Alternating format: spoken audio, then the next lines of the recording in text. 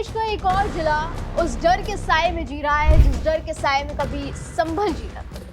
कैसे पलायन की कहानी अब एक और जिले में जन्म ले रही है। क्या संभल के बाद अब बरेली का माहौल खराब करने की कोशिश की जा रही है? आखिर क्यों बरेली के लोग भी सीएम योगी से गुहार लगाने पर मजबूर हो गए?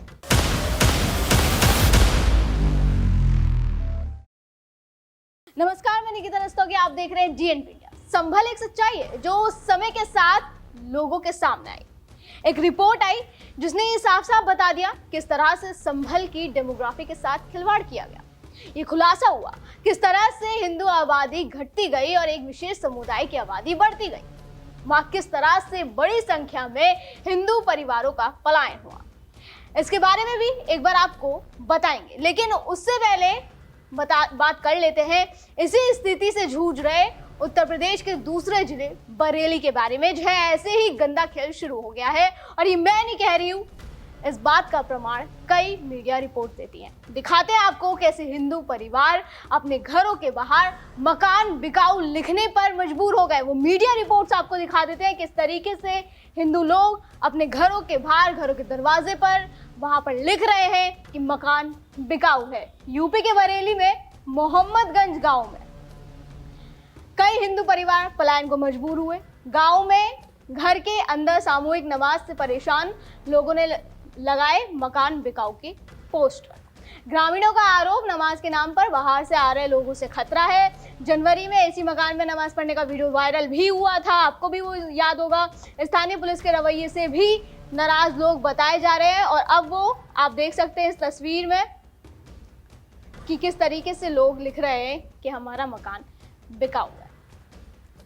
इसके अलावा बरेली सामूहिक नमाज का वीडियो वायरल हो रहा है। ये वीडियो इस वक्त सोशल मीडिया पर बहुत ज़्यादा वायरल हो रहा है। दर्शकों, इसमें ये दावा किया जा रहा है कि घरों को मदरसा बनाकर नमाज पढ़ी जा रही है। 16 जनवरी को भी नमाज का ये वीडियो सामने आया था। विवाद है, विवाद के बाद 200 हिंदू परिवार पलायन करने का अब दावा कर रहे हैं। उन्होंने ये दावा कर दिया है कि भाई अगर ये स्थिति जस के तस रही, अगर इसमें कोई परिवर्तन नहीं हुआ तो 200 हिंदू परिवार वहां से पलायन कर जाएंगे, यानी वहां से चले जाएंगे।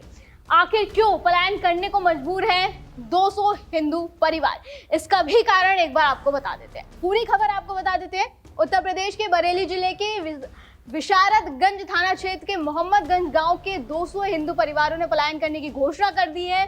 गांव वालों का आरोप है कि मोहम्मदगंज गांव में हर जुम्मे को सामूहिक नमाज घरों में पढ़ी जाती है, लेकिन इसको लेकर कोई भी सुनवाई नहीं हो रही है। बीते जुम्मे को भी घर में अवैध रूप से नमाज अदा की गई और जब इसकी सूचना पुलिस को दी गई तो पुलिस भी उल्टा हिंदू पक्ष को ही दबाने में जुड़ गई। ये लोगों का दावा है। मीडिया रिपोर्ट से बता रही है कि भाई ये लोग दावा कर रहे हैं कि पुलिस भी उनकी सुनवाई नहीं करे, लिहाजा ग्रामीणों ने अपने घरों के बाहर मकान बिकाऊ के पोस्टर चस्पा करने शुरू कर दिए।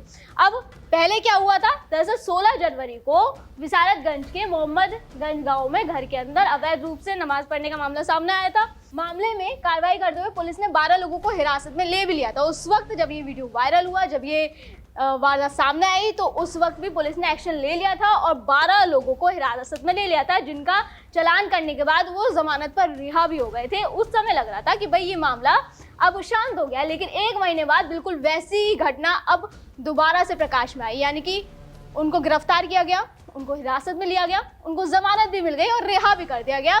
लेकिन उम्मीद ये की जा रही थी कि इसके बाद वो लोग सुधर जाएंगे, लेकिन स्थिति में बिल्कुल भी बदलाव नहीं हुआ और वो स्थिति आज भी लोगों के मुताबिक, वहाँ के स्थानीय लोगों के मुताबिक जस के तस बनी हुई है, जिसमें घर में ही मुस्लिम समुदाय के लोग सामूहिक नमाज अदा कर रहे हैं। गांव वालों का आरोप है कि मुस्लिम समुदाय के लोग पुलिस की शह पर आए दिन उनके साथ मारपीट और हंगामा करते हैं।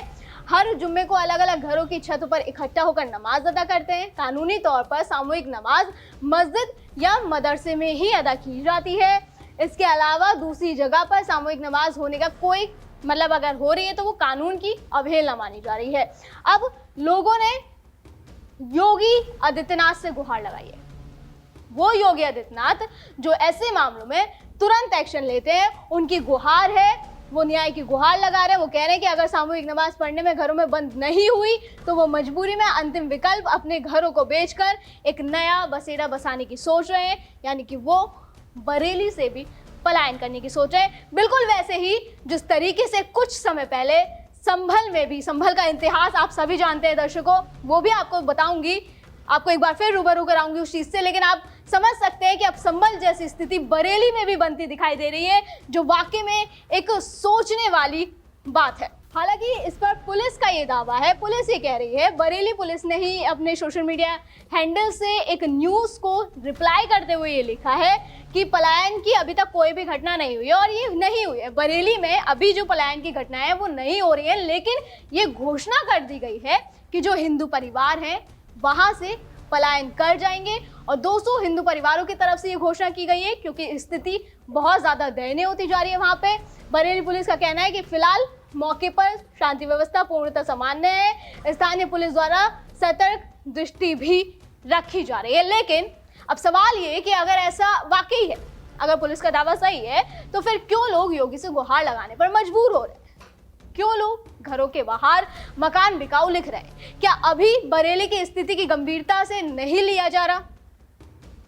बहरहाल इन सवालों के जवाब तो हम भी ढूंढने की कोशिश कर रहे हैं, क्योंकि ये कोई सामान्य बात नहीं है। यहाँ बात डेमोग्राफी से खिलवाड़ की है, एक विशेष समुदाय पर दिन ब दिन बढ़ते जा रहे खतरे की है। घरों में नमाज पढ़ना, अपने ईश्वर को याद करने में कोई दिक्कत नहीं है, हम भी अपने घरों में पूजा करते हैं, हर व्यक्ति को इसकी स्वतंत्रता है, कोई भी अपने घर में पूजा कर सकता है, आरती, नमाज, पाठ, कीर्तन कर सकता है। लेकिन समस्या तब पैदा होती है जब घर निजी स्थान से एक अनौपचारिक धार्मिक स्थल बन जाए। दिक्कत तब हो जाती है जब बाहरी लोग भी इसमें शामिल होने लग जाएं।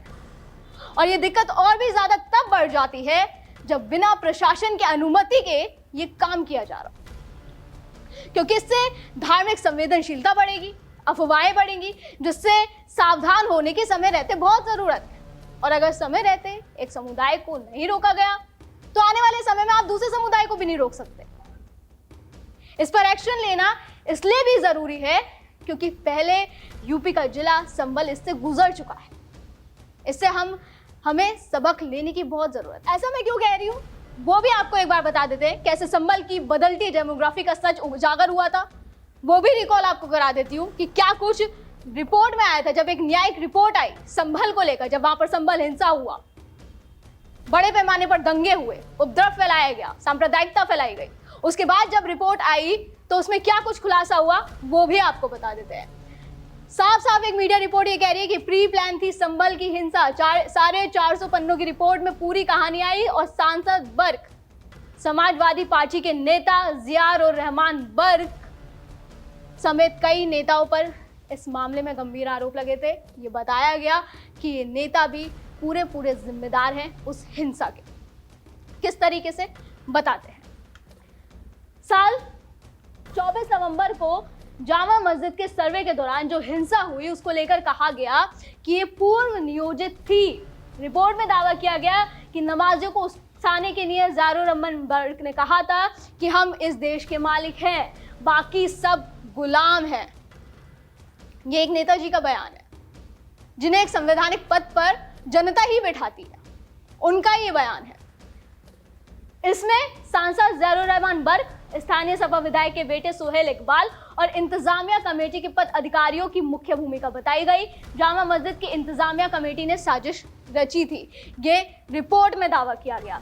इसके अलावा नवंबर 2024 को सांसद ज़ारुर रहमान बर्क ने बयान दिया था कि उससे लोग उग्र हो गए। जो उनका बयान था, जो बर्क साहब का बयान था, उससे लोग उग्र हो गए और हिंसा भड़की। अब एक बार आपको वो भी दिखा देते हैं किस तरीके से संभल की डेमोग्राफी में देखते ही देखते बदलाव हुआ, किस तरीके से कानो कान भनक नहीं लगी और एक विशेष समुदाय बढ़ता गया और दूसरा समुदाय घटता गया। रिपोर्ट में दावा किया गया कि संभल नगर पालिका क्षेत्र में सिर्फ 15% हिंदू बचे, सिर्फ 15% हिंदू। रिपोर्ट के मुताबिक आजादी के वक्त संभल नगर पालिका क्षेत्र में 55% मुस्लिम और 45% हिंदू आबादी थी और वर्तमान में यानी आज के समय में यह आंकड़ा 85 से 15 हो गया, जिसका मतलब है कि संभल नगर पालिका क्षेत्र में मुस्लिम आबादी 85% हो गई और हिंदू मात्र 15% बचे हैं। रिपोर्ट के मुताबिक दंगों और तुष्टीकरण की राजनीति ने ये डेमोग्राफी बदली है। इसके अलावा रिपोर्ट में यह भी खुलासा किया गया कि किस तरीके से पहले यानी संभल के इतिहास में ये बदलाव होता चला गया। रिपोर्ट में बताया गया कि साल 1947 में यानी आजादी के बाद से नियोजित दंगों में सिर्फ हिंदू को निशाना बनाया गया। पिछले साल नवंबर महीने में भी हिंदू को मारने की तैयारी की गई थी, लेकिन हिंदू मोहल्लों में भारी सुरक्षा के इंतजामों की वजह से ऐसा नहीं हो सका।